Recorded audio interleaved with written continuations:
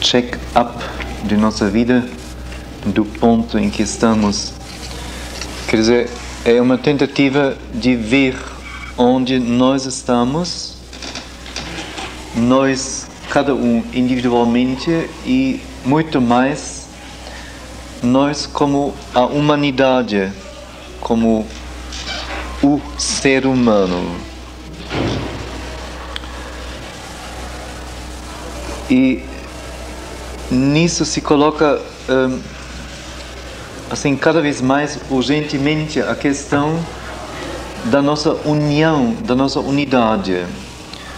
Se acentua muito, especialmente quando a pessoa se esforça para não só viver materialmente, fisicamente, vitalmente, mas quando ela procura uma vida mental, cultural, de arte, intelectual mais refinada, e mais ainda quando ela procura uma vida espiritual e religiosa, de se ver como indivíduo e de realizar uma busca isolada, uma busca em que ela se comunica com os outros, mas mais no sentido de buscar orientação para si, mas cada um tem seu caminho e tem a sua realização. E parece que nós estamos no momento, ou que estamos numa hora do mundo em que isso não mais é a coisa certa ou a coisa a ser realizada. Eu pediria bastante para se juntar mais aqui para frente. O auditório é tão grande e não somos muitos.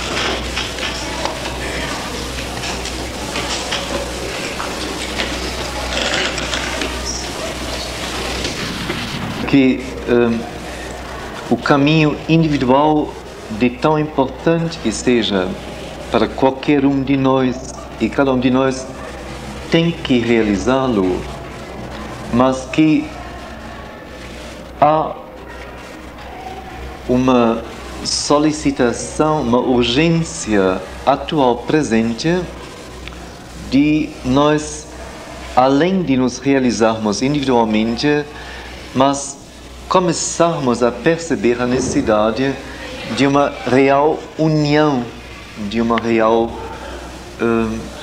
unidade entre nós.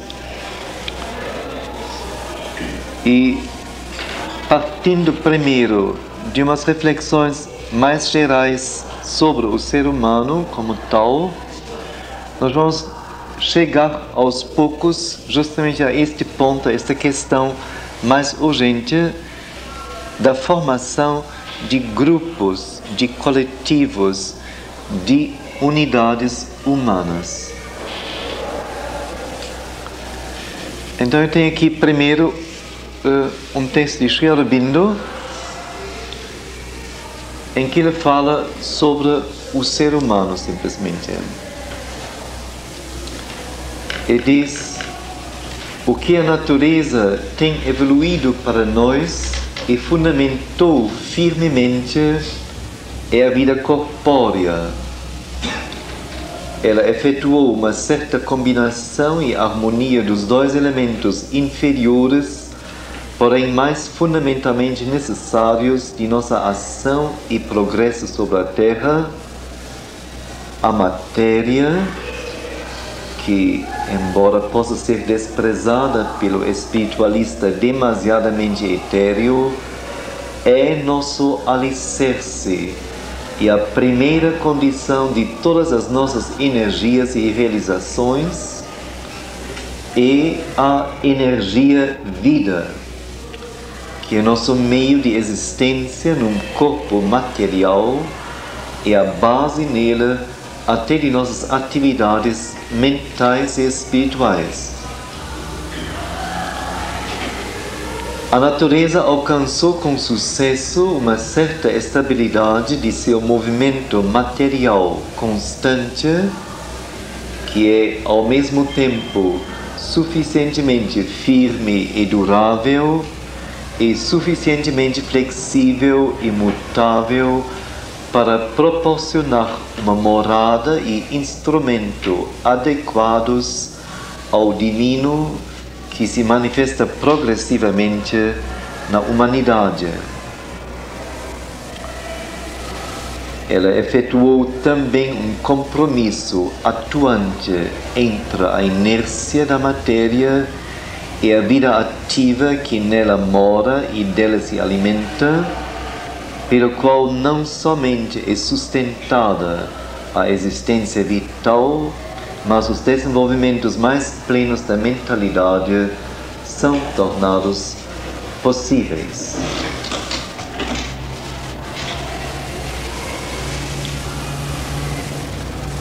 Então, isso é uma visão assim bem do alto, para assim dizer, bem global sobre o que nós conseguimos, por assim dizer, o qual é a nossa base.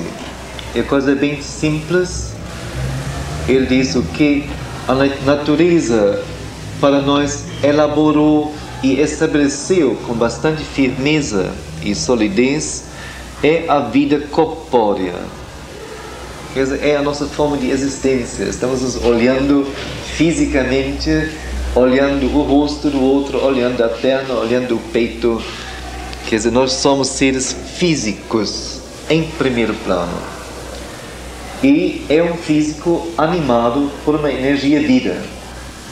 Se não houvesse essa energia vida no físico, diz Sri Aurobindo, não poderia haver nenhuma atividade mental neste corpo, nem espiritual ou religiosa. Quer dizer, a condição, a base para tudo, mesmo para as realizações mais sutis, mais elevadas, mais altas possíveis, é o corpo animado, é a vida corpórea.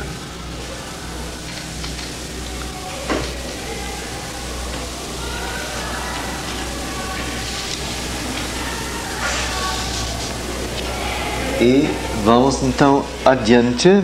Quer dizer, isto ele diz é tranquilo, por assim dizer, é seguro, é uma coisa em que nós funcionamos e vivemos sem grandes problemas, a não ser doença ou desequilíbrios, mas basicamente isso está aí à nossa disposição, a gente não precisa pensar muito sobre isso, o corpo autofunciona.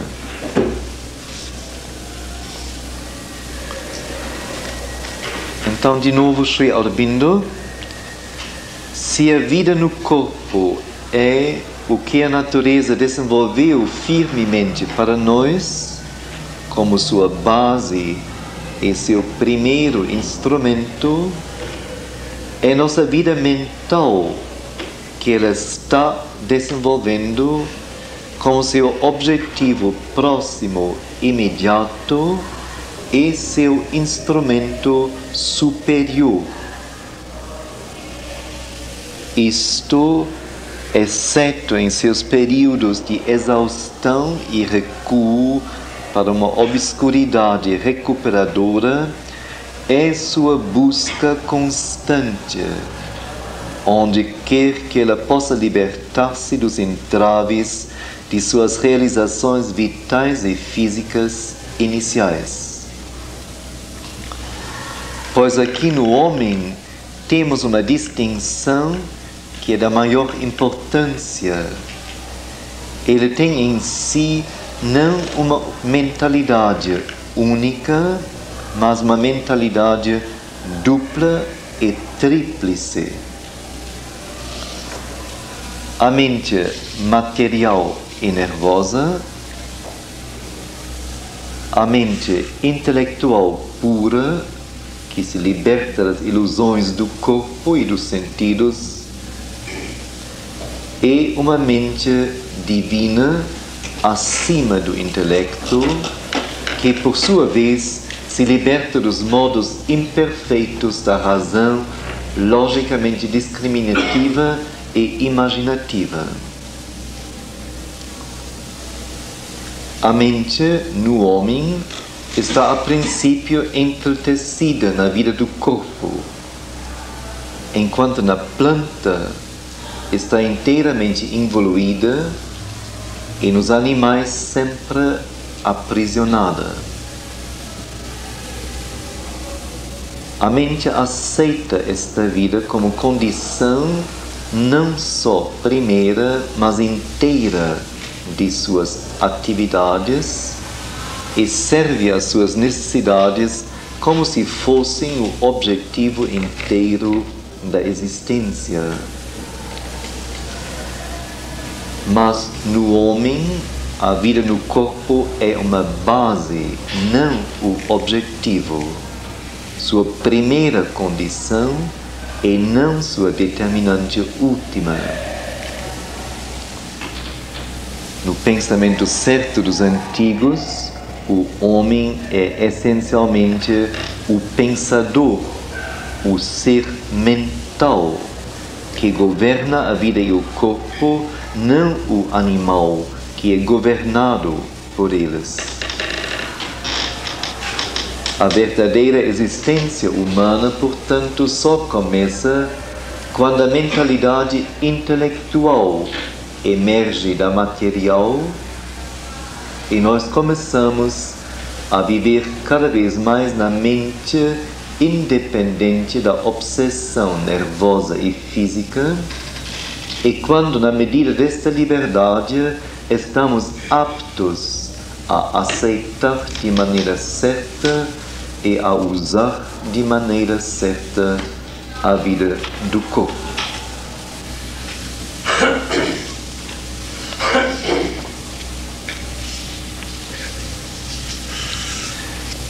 Então aí um passo além, e um passo bem importante que diz respeito justamente e principalmente a nós, o ser humano. Porque um corpo animado, qualquer animal tem. Nisso não nos distinguimos de nenhum deles. E até a nossa própria organização e constituição anatômica, fisiológica, orgânica, basicamente ou quase totalmente é animal. Quer dizer, nisto não nos distinguimos deles.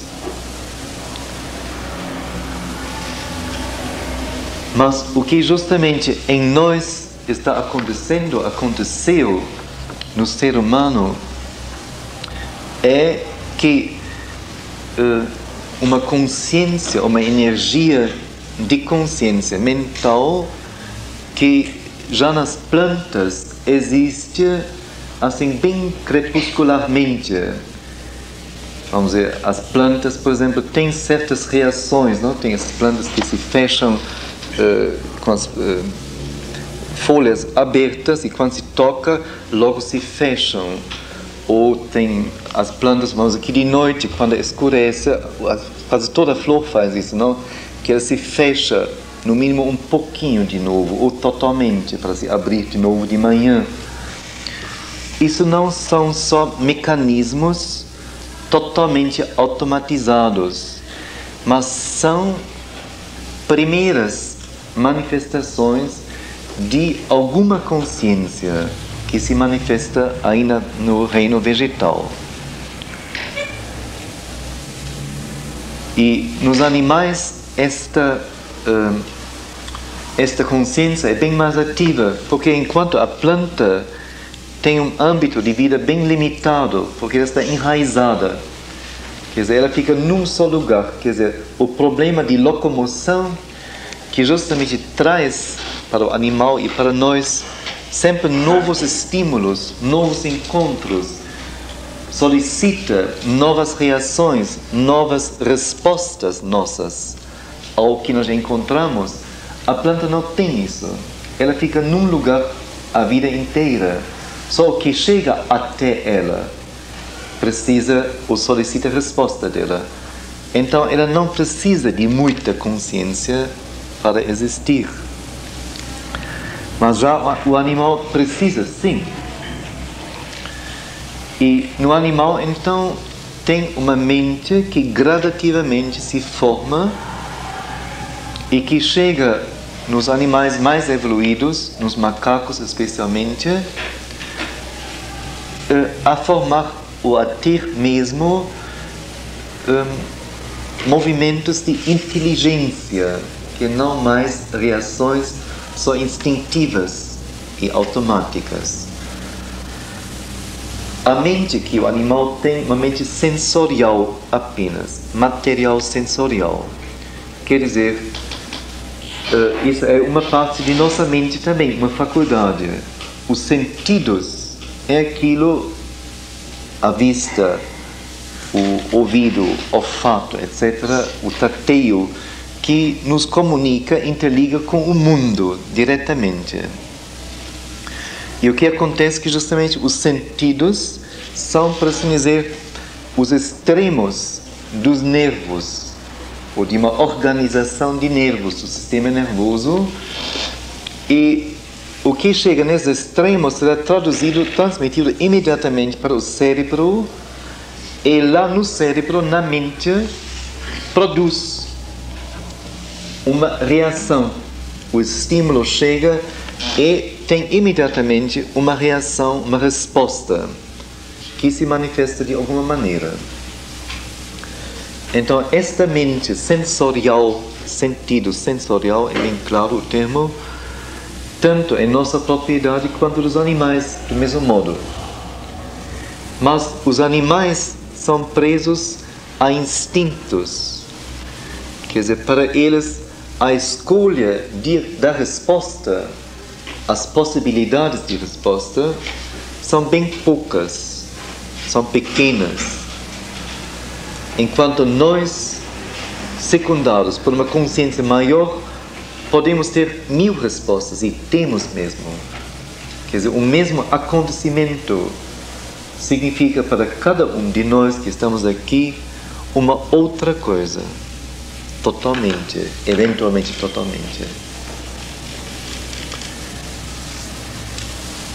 Então, o animal, a mente no animal fica totalmente ainda aprisionada a estas reações instintivas.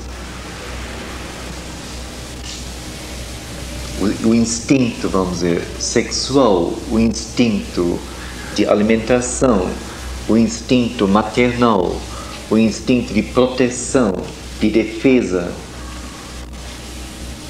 Um instinto também, ou não instinto, talvez seja instinto de manifestar uma exuberância de poder vital, de brincar, não? Que os animais podem ter tão bonitamente. Mas tudo isso fica completamente dentro da natureza. Vamos dizer, o animal, por assim dizer, nunca ergue a cabeça para começar a pensar, a olhar a coisa de longe e verificar o que é que está na frente dele. Ele sempre está dentro de tudo. Ele fica preso a isso.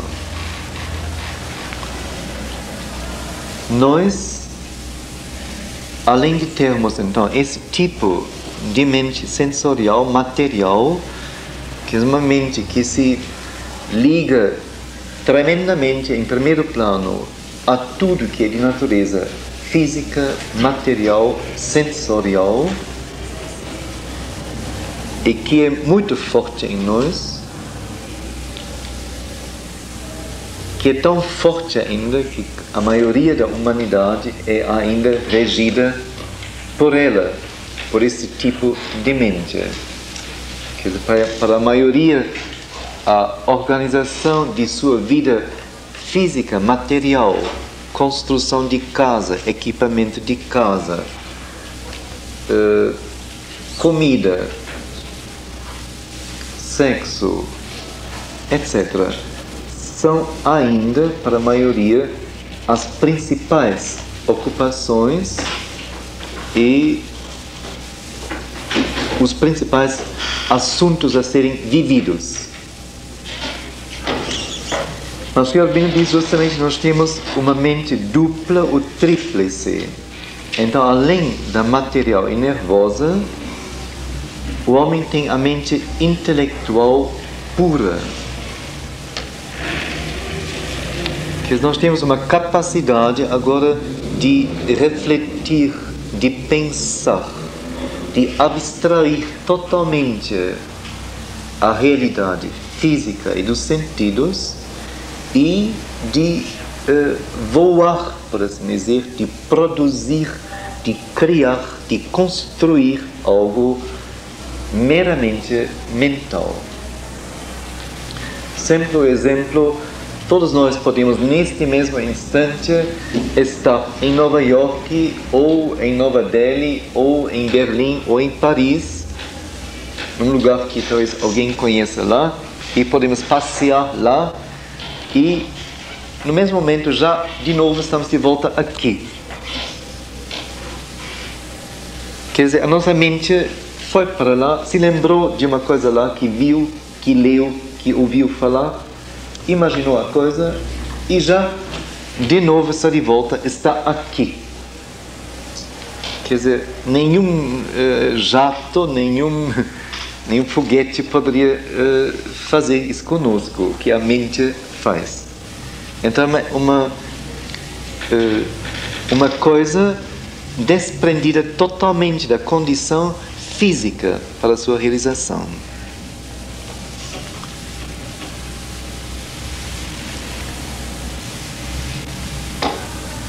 No entanto, esta intelectualidade pura, que no seu mais essencial e mais real é a capacidade criativa de raciocinar, de pensar, de refletir, como depois diz que na Índia antiga se disse que o ser humano só começa a partir do momento onde ele começa a pensar. Então eles fazem distinção entre o homem animal e o homem pensador. E se vê como ainda tem poucos que fazem, ou têm alegria, vamos dizer, ou se esforçam em realizar um trabalho mental, sem ter necessidade, sem ser necessitado por estímulos, necessidades, urgências materiais, físicas, vitais. Que são ainda poucos que fazem esse tipo de coisa, sem uma razão utilitária, por assim dizer, mas por uma decisão livre, simplesmente pela beleza, alegria e luz do movimento. Então, a intelectualidade pura ainda não é posse comum. E, no entanto, é um passo que deve ser alcançado por todo mundo. Se é que o ser humano deve ser um ser humano e não um ser animal. Que é um ser humano no sentido mais elevado, mais nobre, mais próprio.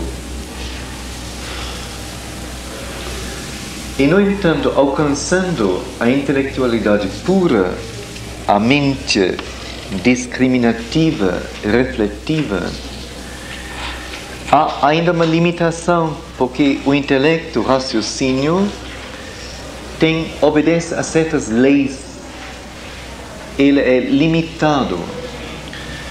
E uma destas leis é a lógica. Quer dizer, a lógica que talvez se exemplifica da melhor maneira na questão de causa e efeito, que sempre se pergunta pelo porquê, ou quando se inicia uma coisa se pergunta pelo em que resulta, pelo efeito que terá. E a lógica sempre procura causa-efeito, procura ver a conexão direta, a conexão real das coisas, e não admite se faltar um elo, uma conexão, mas tem que criar então aquela parte que falta para, por assim dizer, poder caminhar passo a passo a passo a passo, passo, passo, passo, passo. É no fundo ainda uma materialidade, no fundo. Ainda é como que a impossibilidade de uma liberdade tão grande que se possa pular ou saltar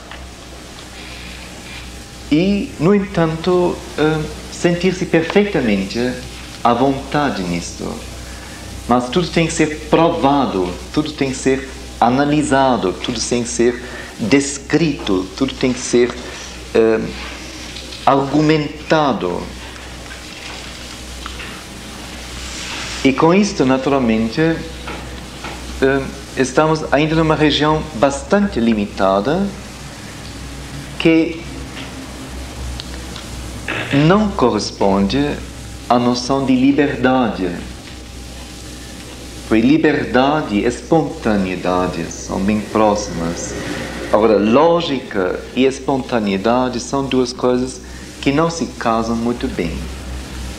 Espontaneidade é a condição natural de seguir o estímulo, o impulso, o movimento que brotar da pessoa, do ser, simplesmente, sem dar-se conta de onde isso vem, a que isso conduz, por que acontece, quais as consequências da coisa, etc.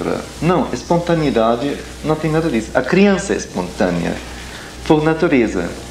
E a criança, por natureza, é o ser que ainda não raciocina e não tem justamente a intelectualidade, a lógica desenvolvida e não compreende essa rigidez de lógica de pensar que o adulto efetua e aqui obriga a criança. Ela tem que desaprender o precioso dom da espontaneidade e perde com isso uma das coisas mais, não só mais belas, mas mais, realmente mais preciosas que um ser humano pode ter. Então, a verdadeira liberdade seria na espontaneidade, e a espontaneidade ainda não está na lógica e na mente intelectual evoluída. Então, por isso, Sri Aurobindo coloca uma terceira mente, que ele chama a mente divina. Talvez ele queira dizer, embaixo tem a mente animal, presa totalmente à natureza. No meio, a mente humana, que até certo ponto está ainda obrigada a seguir as leis físicas e materiais, ou no mínimo ela precisa como base esse movimento dentro desta região, embora ela possa se amplamente libertar disso. Mas em cima, diz ele, então teria uma terceira mentalidade que reuniria a espontaneidade com a maior flexibilidade, o maior poder, a maior luz que uma mente possa ter. Que seria uma espontaneidade que não seria mais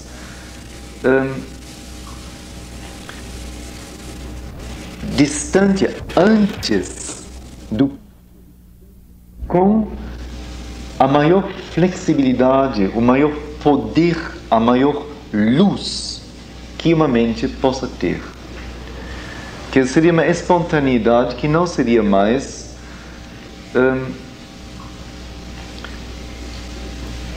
distante antes do pensar e justamente perdendo sua inocência e sua pureza no momento em que o pensar começa a manchá-la, que é a espontaneidade da criança, mas uma espontaneidade que ultrapassa ao poder pensativo e que o integra, quer dizer, a mente divina, espontaneamente divina, teria todo o poder da mente pensativa, reflexiva, no seu melhor grau e estado, e, no entanto, conseguiria estar tão próxima da verdade, da consciência suprema, que é de uma consciência, de um poder de consciência que está além do humano e justamente incompreensível em muito pela mente humana, que ela poderia perfeitamente ter as maiores realizações sem mais seguir a lei da lógica, a lei de causa e efeito, que seria uma mente em que talvez a qualidade de fé, de confiança, de entrega, de amor, teria um lugar. Seria mais, vamos dizer, um conhecimento do que uma mentalidade analítica, descritiva, discriminativa, imaginativa. Quer dizer, conhecimento é algo, vamos dizer, como um corpo. Eu poderia colocar aqui, em lugar deste corpo, o conhecimento total dela.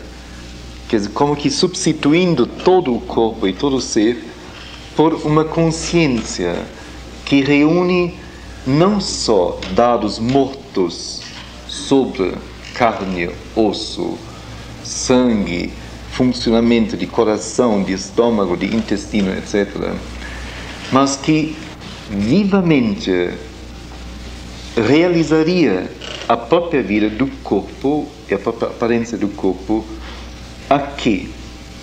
Quer dizer, conhecimento é algo tremendamente total, se é o conhecimento superior. Quer dizer, não é mais o estar distanciado, olhar de longe, mas é muito mais o estar dentro da coisa e conhecê-la por uma identidade, identificação, como o amor o faz justamente.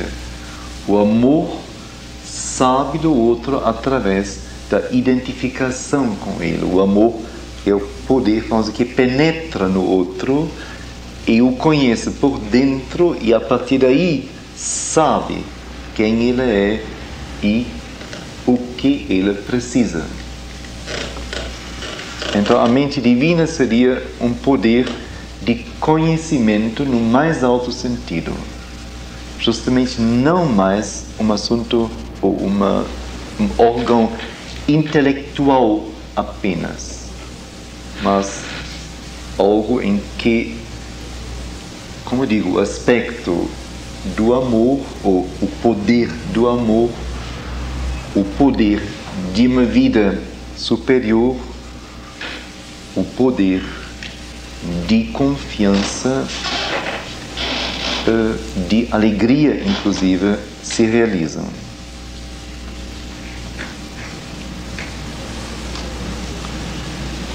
Agora, resumindo tudo isso, então sabemos que a nossa existência como animais está resolvida. Temos este corpo com a vida, funciona, pronto. A nossa mente está crepusculando ainda. Quer dizer, todos nós temos, como os animais, a mente sensorial, a mente prática, utilitária, pragmática, que resolve as coisas de todo dia e que cuida da vida como ela se realiza. Depois disso viria então a mente intelectual pura, a mente finalmente do filósofo hoje em dia, ou do artista, ou do cientista, onde ele não é apenas um executor quase mecânico de leis já conhecidas, mas onde o cientista tem estímulo do descobridor criativo, como Einstein ou Heisenberg, quer dizer, os grandes Planck, os grandes cientistas que no fim chegam até a dizer justamente que a ciência há um limite, ou chega a um limite onde o pensamento científico, analítico, não mais basta, onde começa uma dimensão que é Deus, que é algo desconhecido pela mente científica. E então nesta outra região começaria a mente iluminada mais alta, a mente divina, quer dizer, a região do conhecimento por intuição, por identidade.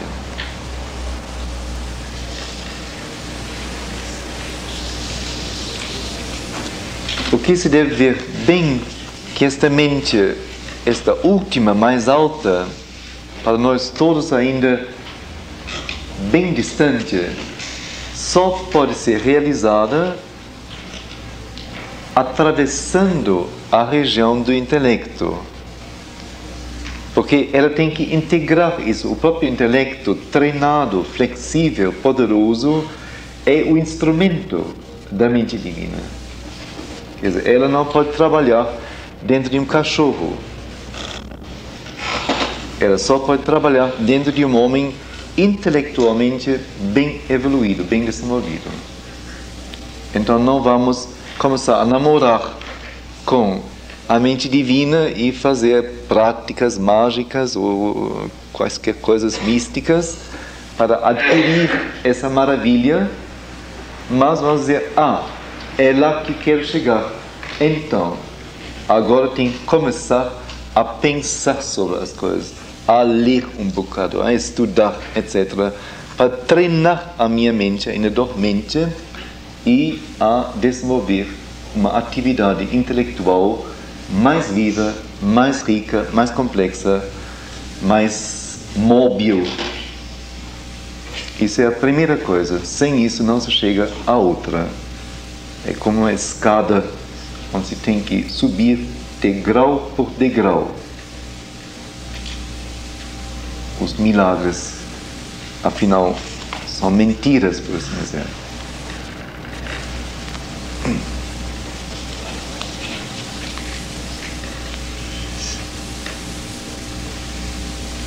Então, um outro texto de Sri Aurobindo,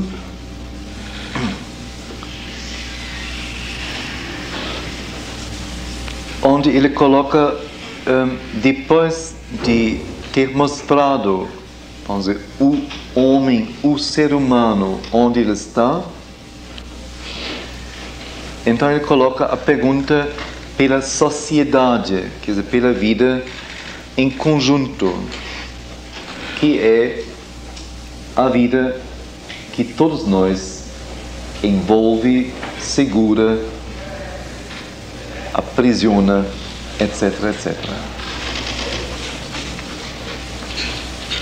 Então ele diz aqui, ter um corpo saudável, uma forte vitalidade e uma mente ativa e clarificada, e ter um campo para sua ação e fruição, não leva o homem mais do que a uma certa distância.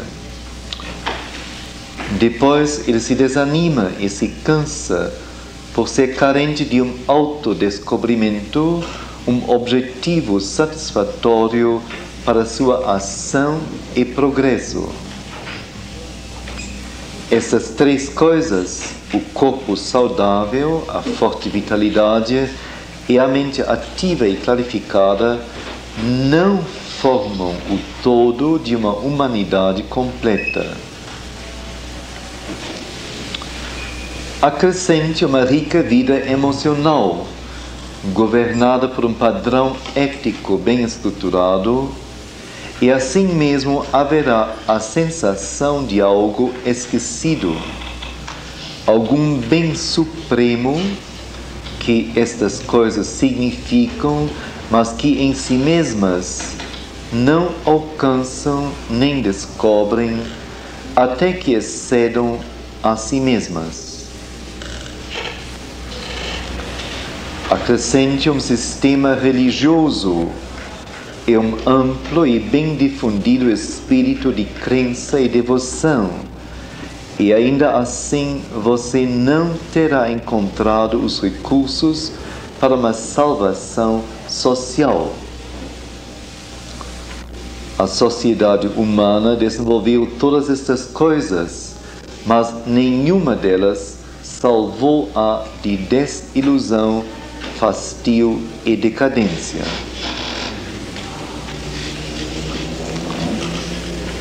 A sociedade moderna descobriu um novo princípio de sobrevivência, o progresso.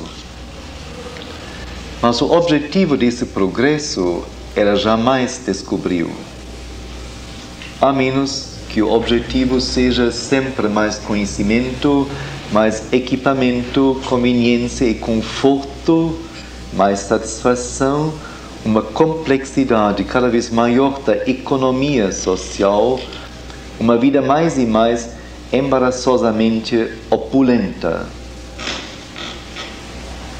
Porém, estas coisas devem conduzir no fim aonde as velhas conduziram, pois elas são apenas a mesma coisa, em escala maior.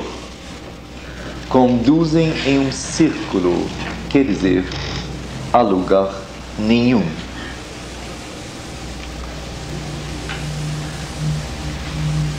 Esta, até o momento, tem sido a natureza do progresso moderno. Somente em sua nova volta para o interior, visando uma maior subjetividade do ser humano, a qual começa apenas agora, há uma esperança melhor, pois através desta volta pode ser descoberto que a legítima verdade do homem está para ser encontrada em sua alma.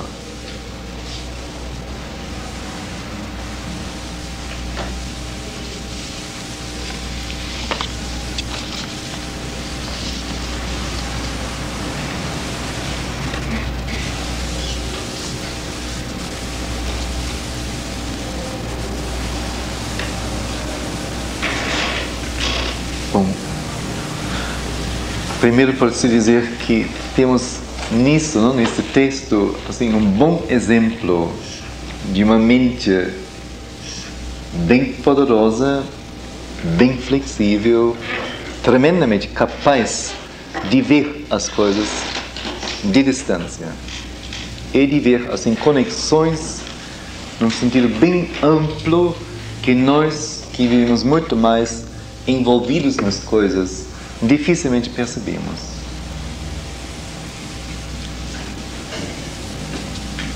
Então, primeiro, a constatação de que ter um corpo saudável,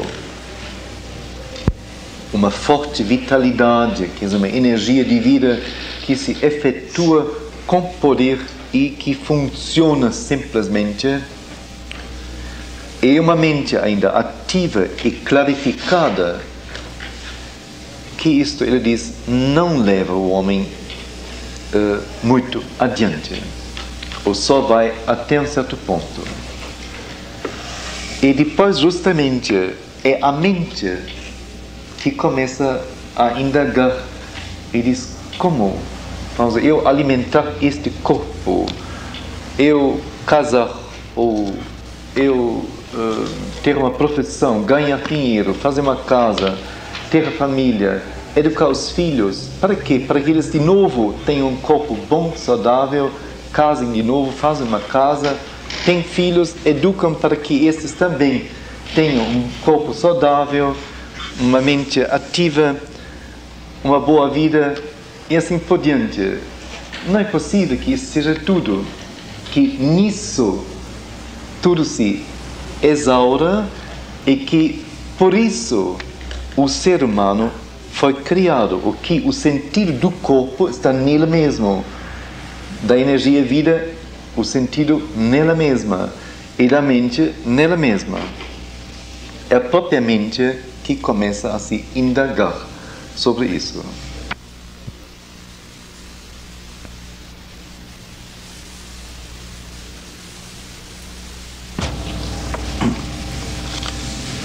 Então aí vem como um fator então que se acrescenta a essa vida meramente física, vital, mental, que é a vida emocional. Isso é, vamos dizer, um sentido bem amplo a nossa região, não? A região do afeto, das emoções. É uma região muito bonita e muito perigosa, porque ela mistura tudo e ela faz a visão da pessoa ficar completamente embrulhada, por assim dizer, e pela mistura do afeto em tudo que existe, a pessoa não chega, ou dificilmente chega, a ver as coisas em sua essência, em seu próprio ser. Mas quase em tudo que nós empreendemos e vemos e experienciamos, se mistura uma emoção, um afeto. É algo muito bonito e muito poderoso também. E assim, para nós quase o critério do ser humano. Quer dizer, quem não vive esse tipo de coisas, então é facilmente rejeitado ou achado estranho, ou frio, ou...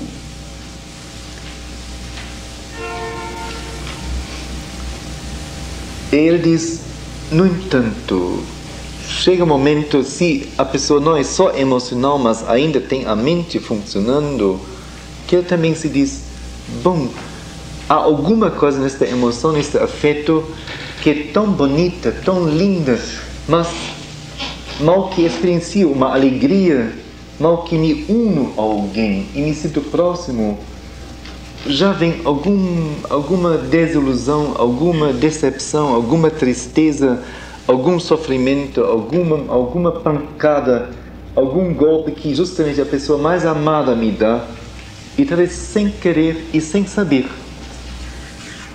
porque ela não me conhece.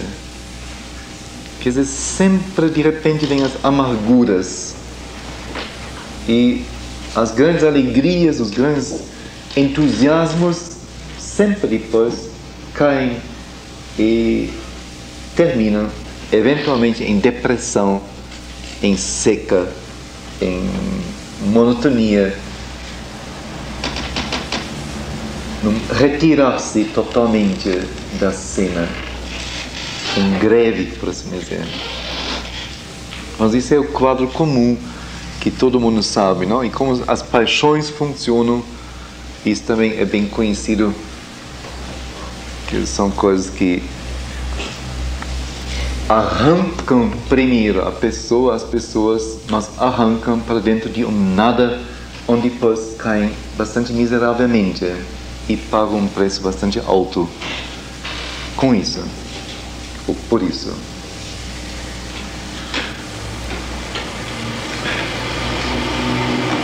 Então a vida emocional, que também se mistura muito ainda com os instintos, não? Os instintos animais mesmo. Mas o nosso amor é muito, vamos dizer, um instinto sexual enfeitado, por assim dizer, por afeto e emoção. É muito um instinto de posse enfeitado por alguma coisa a mais. Mas basicamente é isso, é muito mais isso. E mesmo o melhor relacionamento entre seres humanos, enquanto depende deste fisicamente, estar junto fisicamente, um precisar do outro, mesmo o melhor relacionamento não chega muito longe, não chega a ser uma coisa grande realmente.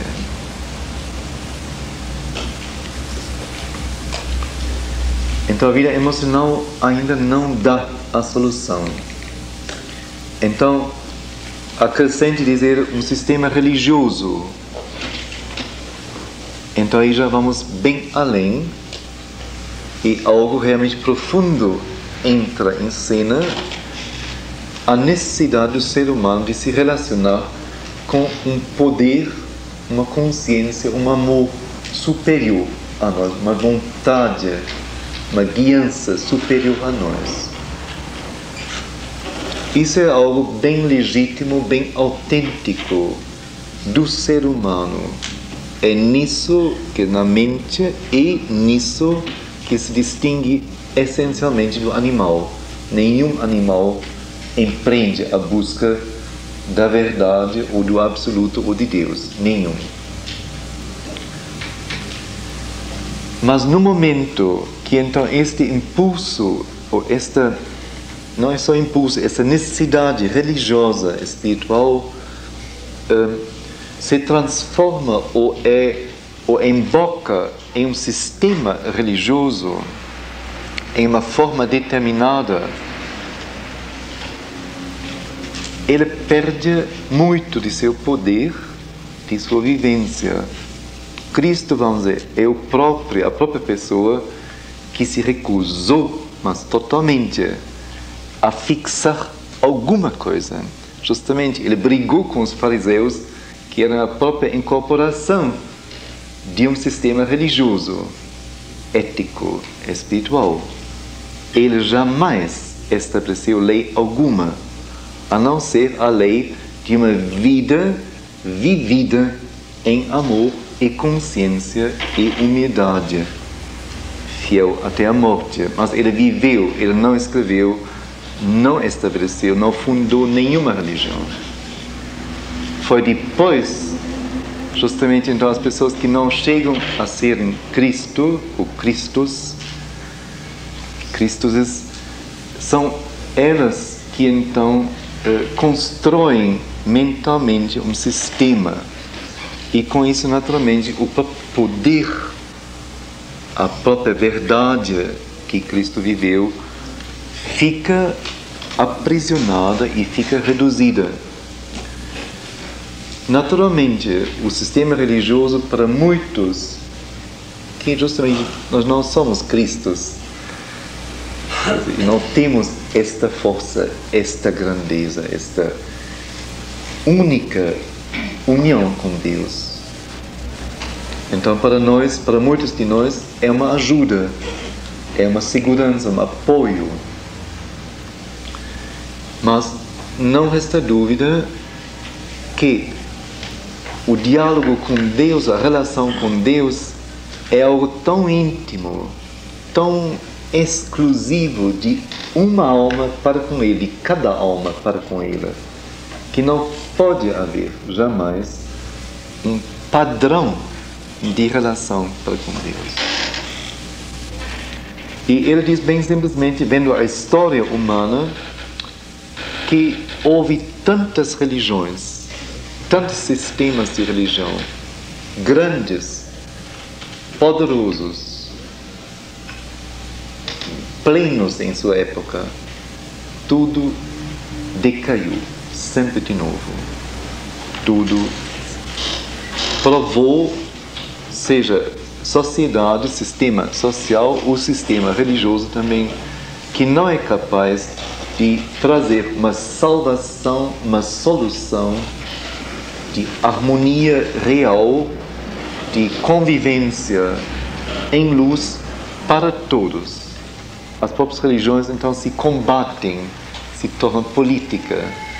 Bom, aí então acabou. Então não tem mais justamente o fôlego original que levou a fundar esta religião.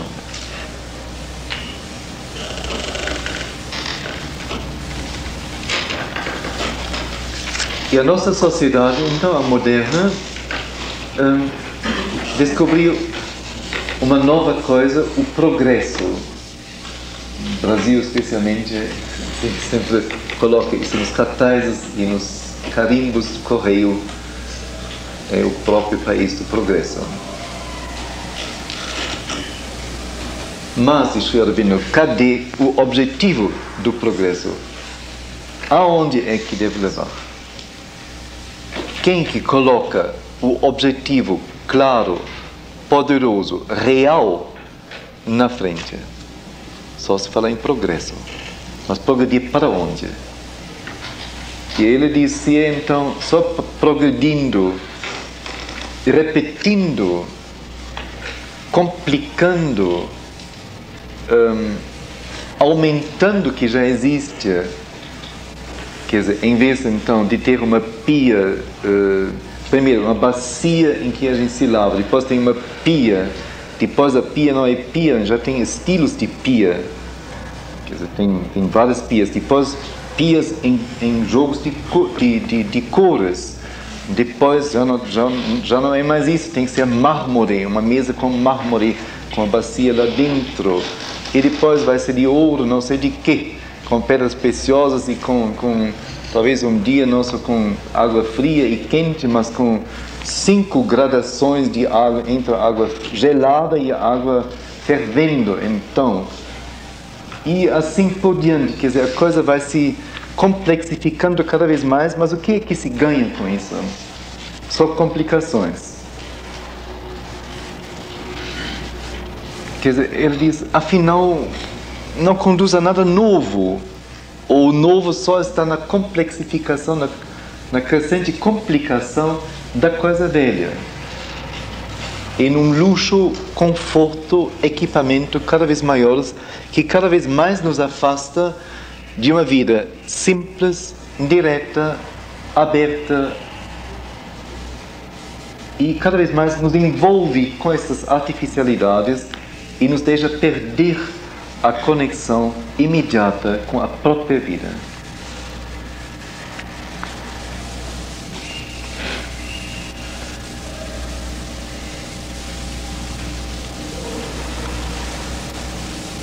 Mas, diz ele, a nossa época tem algo que é bom e que é um movimento bem real, que é